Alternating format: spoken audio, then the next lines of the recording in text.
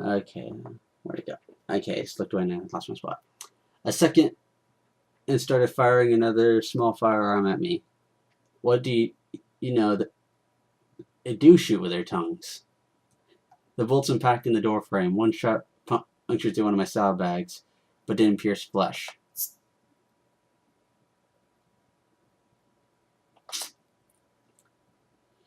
I crouched and poked my head around, levitating in the revolver or in the open doorway. I fired 2 shots at the second pony, but my pit-bug targeting spell was refreshing. I thought I might as well have been aiming at the ceiling. Still, the gunslinger raiders skittered away, using one of the captive ponies for cover. The dishonorableness poured gasoline and fire into my anger. I stepped fully into the doorway, looking at the third, spotting him at the far end of the main room. The third reporter lowered his head, a pool cue clenched his teeth, charging at me. I blinked. Really? I took a step back. The pony he rushed at me full tilt, although it was nearly on me with the end of his pool cue stuck in the doorway, snapping into a stop. I fired the revolver for a last shot, point blank into his neck. I didn't even need sats at that range. Shouldn't you ponies be smarter than this? You live in a library.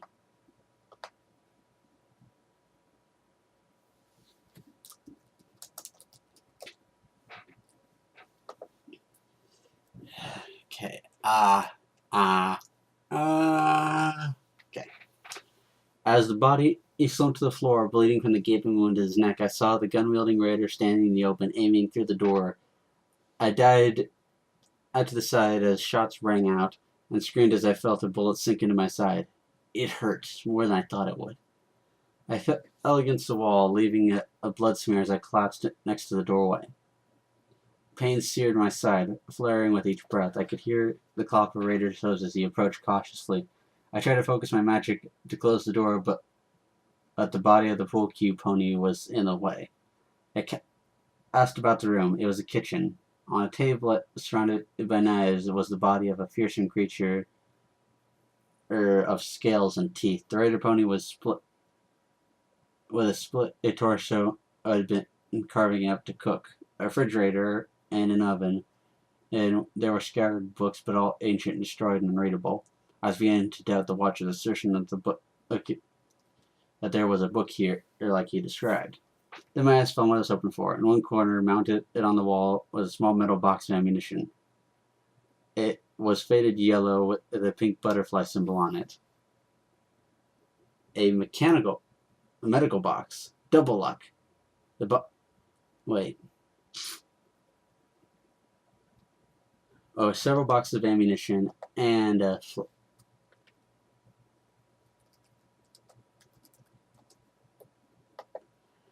box, also the pink butterfly symbol on it. It's a medical box. A medical box. Double lock. The box looked to be locked. There were knife scrapes all over where the raiders attempted to get it open, and it should have a few medical potencies that may have a healing potion. Dear God, my jaw. Dear God, my jaw. It is cramping. I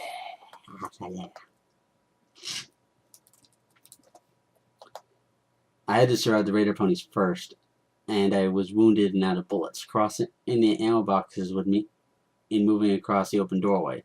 Scooting back, I looked around again and focused my magic through the pain. The raider pony stepped in and was met by a storm of knives to the face. Gah! He turned and fled back out. The knives either missed or stuck uselessly against his armor. I was even more pathetic with melee weapons than I was with guns, but I got him out of the way long enough to make for the ammo boxes. Luck was with me again. One of the boxes had ammo and large clips for a type of gun I'd yet to see. Other had bullets designed for the revolver. The raider poked his head around again, calling out, "You're all out of knives, missy. Why don't you just come on out? I promise I'll let you die. Eventually." Okay, weird again. His head turned in my direction, his eyes went wide. I don't know if it was a look of fear in my eye. I don't know if it was a look in my eyes or the revolver. Sats was with me again, and the bastard wasn't going to get a chance to use it. is to use rape and be eaten captive as a shield. A raped and beaten captive as a shield. One more dead raider and a picked medical box and a healing potion later, I trotted quietly back into the main room. Serrated knife floating by my side, I moved to the open cage and saw the ropes binding the pony. Go, you're free. Go somewhere safe. With a blink, I remembered the sniper pony moment and told her to watch the direction she snuck away. She nodded and immediately began to sneak out. I moved towards the next cage. What I saw sickened me. A pony had been locked inside along with the decaying corpse. The pony was whimpering in her sleep, and had tail wrapped around a ghastly, bloody like Teddy Ursa. Aww. A ghastly body like a wrapped around the ghastly body like a teddy. Okay. Unlike the other bodies, I couldn't tell how this one had died, for it wasn't carved apart. The body had lost all its coat. Its skin was sickening blotchwork and redded and gray flank inking away. Its eyes were open, drying as it stared in wrong directions. Its teeth were horribly yellowed, matching a few strands of hair left on its mane tail. Odd, fleshy growths hung from its sides. I mistook it for protection, but then realized it was the pony's rings, and it was a pensive body, stripped of feathers and... Oh my god, it's Derpy! No! No, please tell me it's not Derpy. This was the body of a Pegasus pony, stripped of feathers and hair and wing. The wings looked strange, even repulsive. I screamed full-throated cry of terror when the corpse shifted position and sat up, its eyes sliding around until they both focused on me. It was a zombie pony? A zombie pony? The zombie pony blinked at me as I tried to get up, only to fall over onto one... then tried to get up, only to fall over onto one winged side as its hooves were bound in ropes like the others. She stared at me plaintively. My mind was reeling of the scattered half-thoughts that fit through my brain. Untie this nice zombie so she doesn't get mad at me. Managed to be the most coherent, if not the most sane. Swallowing, I moved the knife down to her ropes. Hold still. I looked at her eyes and quickly forced to look away. One of them was sliding again. Her breath was fetid. Now, if I let you go and you try and eat my brains, we're going to have harsh words.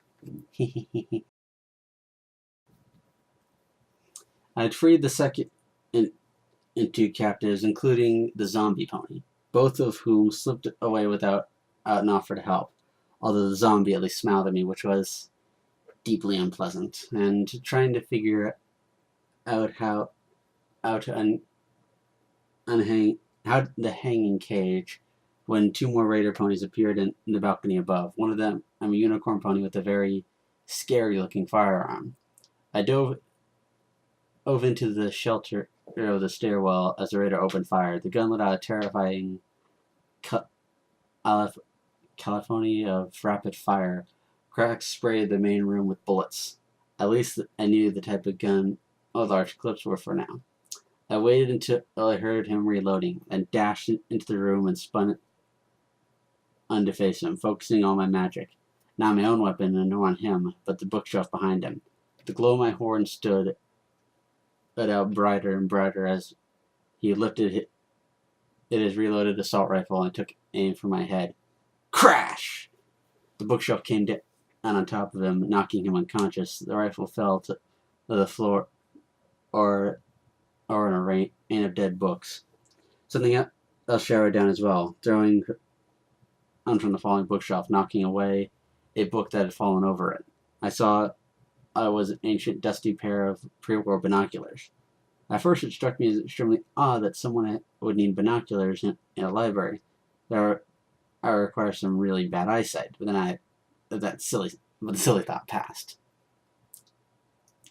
I could see that there were other raider ponies. I couldn't see where the other raider pony had gotten to. Swiftly, I added the assault rifle to my growing collection.